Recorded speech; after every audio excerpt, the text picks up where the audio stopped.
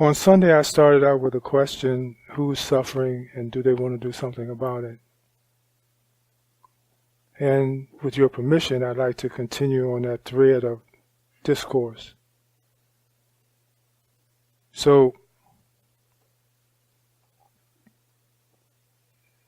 first there was a great response from the Sangha about revealing that there was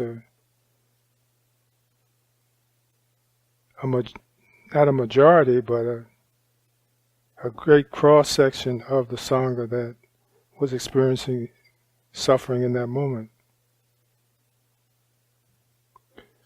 What is the event? What is the life event that causes us the most suffering, do you think?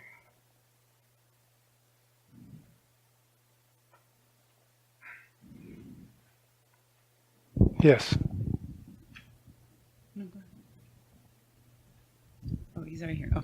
Loss. I'm sorry. Loss. Loss. Okay. What category does loss fit into? Grasping. That's a reaction to loss. Grasping is a reaction to loss. Oh, impermanence. Okay, there you go. Yeah, impermanence. Change. Yeah, I had a real good experience about attachment.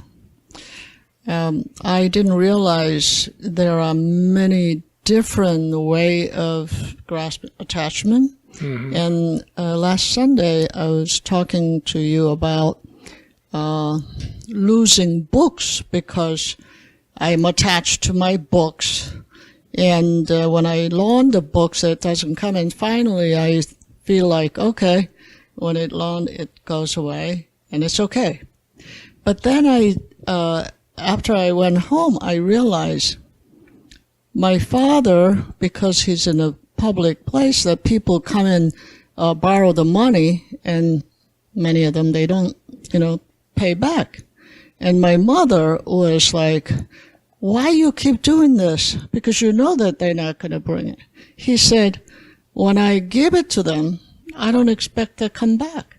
Mm. So what I noticed is that he was very peaceful, and my mother was upsetting. So now I realize that attachment, whether it's a money or a book or my ideas, that how much we suffer this my thing. Mm-hmm. So that made me think a lot. Yeah. Okay.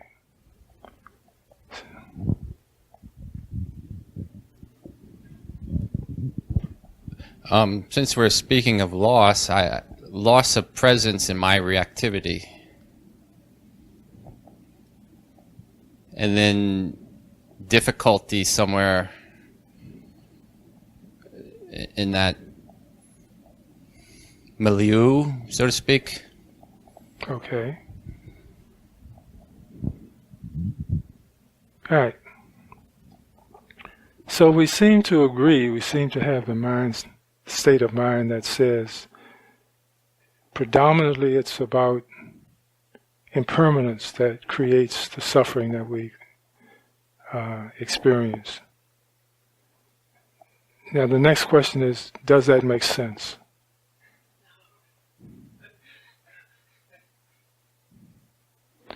This philosophy, in my opinion, brings us an opportunity to access wisdom, to learn how to analyze and evaluate the moment, and to define its true nature as opposed to how we want it to be. So, when we observe reality, it is filled with, embodied by change. That's its core nature.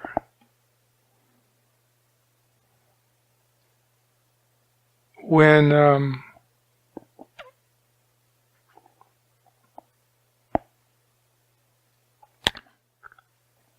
if we didn't have change, just think of the mess our lives would be in. And I'm not speaking to necessarily changes in night and day or changes in the seasons, but just the effect that change has on us as individuals. It makes us let go of things involuntarily. We don't voluntarily let go of things. They're torn from our grip. And this is what causes our pain, right? But the point is, if that wasn't a phenomena of truth, we would all be hoarders. We would all be keeping things that we didn't need anymore, that we didn't want anymore, that didn't serve us anymore. We wouldn't have enough hands and enough room to hold on or to reach out for the things that are beneficial. Yes? Breathe in. Keep breathing in. Keep breathing in. Keep breathing in. The most basic function of our existence is about change. There's always an exhalation for an inhalation. Always. We have to let one go to have the other.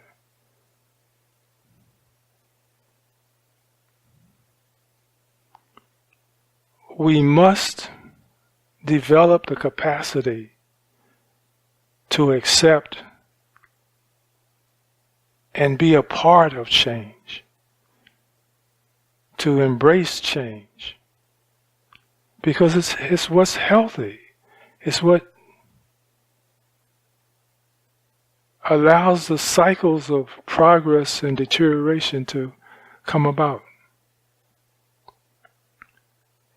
It's a part of the dynamic of health. And I know everyone here has seen Groundhog Day. And the confusion, the mess that occurs when there isn't change, even though everyone thinks in their mind that would be the best thing for me, is a place that doesn't change unless I want it to.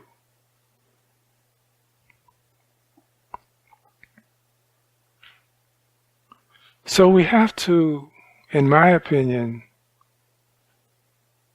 change our relationship and our view about change.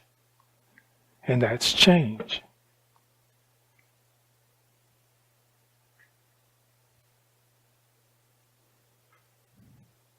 It doesn't make sense to do it any other way. It causes us pain. It causes us distress. That our wisdom mind should identify change as something that is very valuable to us and welcomed to us.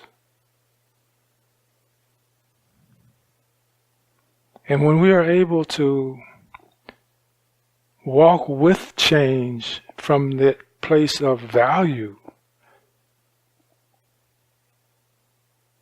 that place of naturalness to life, then we will find we won't suffer.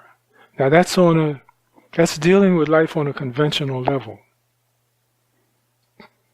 Because in dealing with change, in dealing with impermanence, there has to be someone who experiences that impermanence. And of course we know on an ultimate truth, there is no self to experience anything. But we won't talk about that today. What we are talking about, though, is the mind state that we have to have in order to reduce suffering in our lives. And this is the only thing that this path promises to deliver. That when we free ourselves of our ignorance, which is not necessarily meaning stupidity, it means immaturity. We see children who don't want change to occur, and their responses, their drama that they bring up in the day, when they don't want day to disappear, or vacations to end, or toys to break. We see their demonstration, their frustration. their angst.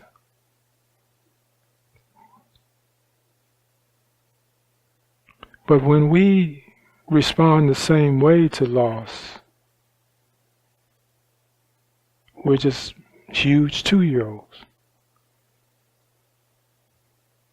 acting with an immature mind. Because the truth is, everything changes. Because it's necessary for it to happen. It's healthy. It makes us embrace less, which means become more empty to receive what comes next. Do you see the picture?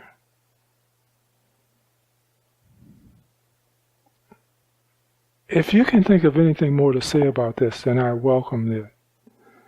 It's really so simple. Again, it's not easy because we're still stubbornly holding on to that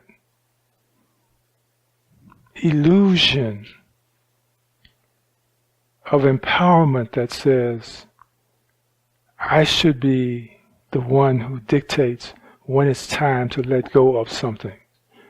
And we know that in our day, it is easy for us to let go of the garbage and the trash that we want to get rid of, when we're no longer feeling that it's useful for us, when we think that it doesn't serve us anymore. We're ready to let it go. We're ready to move on. And we're impatient with the reluctance of the other to let go too.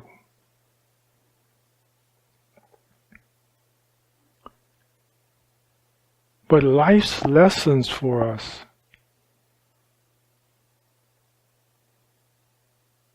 catches us at those moments when we're not ready yet, when we don't want to yet, when we haven't gotten enough of our fill of it yet, when there's still a little more to drain from it.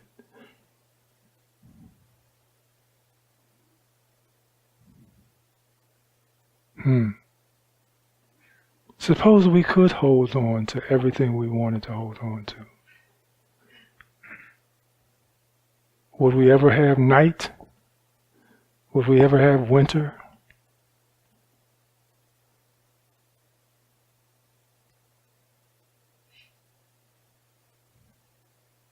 It would be a huge mess. So you see we see the wisdom in the design of life. Now we're starting to see the wisdom in life. It's not punishment. It's wisdom. Divine wisdom. It helps us move toward emptiness because our wisdom will align us with the truth that says nothing is worth holding on to. Nothing, absolutely nothing. And we will stop acting like that 2-year-old. And we will become free.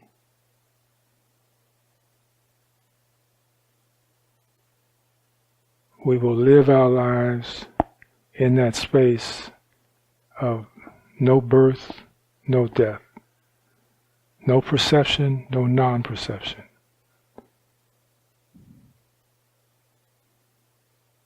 But we got to let go to do that. To be happy, we've got to let go.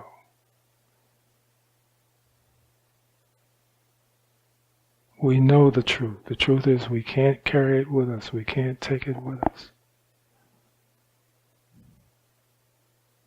We know the truth, that it's someone else's turn to have it. That's how we find things when other people have let them go. And we go, whoa, this is great.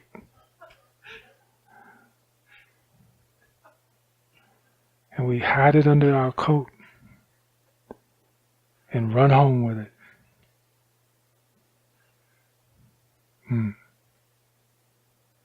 Loss and gain. We've got to lose to make room for the next great thing to come into our lives. All right, that's my talk. I hope, who was here on Sunday? Most of you, okay. I hope you see the connection between the two talks. I hope they are helpful. I hope you will deny the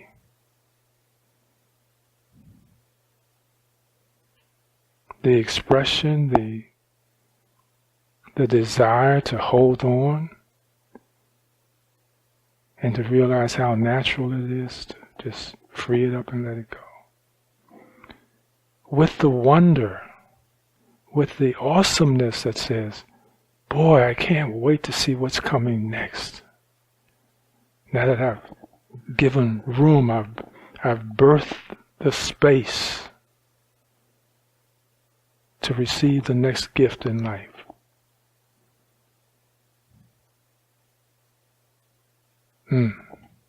What a wonderful way to spend the day. I'm going through withdrawal because for the past month I've been getting up every morning turning on the TV to CNN.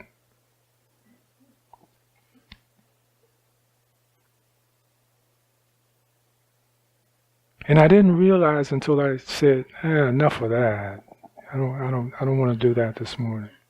I didn't realize how agitating it was. I woke up this morning and I said, what's missing? It's too still. It's too empty. What's missing? I said, oh, the agitation. Oh, jeez.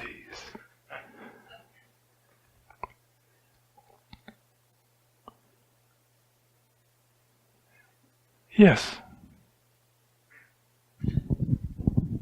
I want to share that there's light at the end of the tunnel. I Yes. recently turned my TV off, and I would look at a different channel, but every morning, and I feel so much better. I know. And actually, perhaps this is a coincidence, but I mentioned it to a couple neighbors, and I used to hear their television. I mean, I couldn't hear the words or things like that. It wasn't obnoxious, but it was on. Mm-hmm. It's much quieter.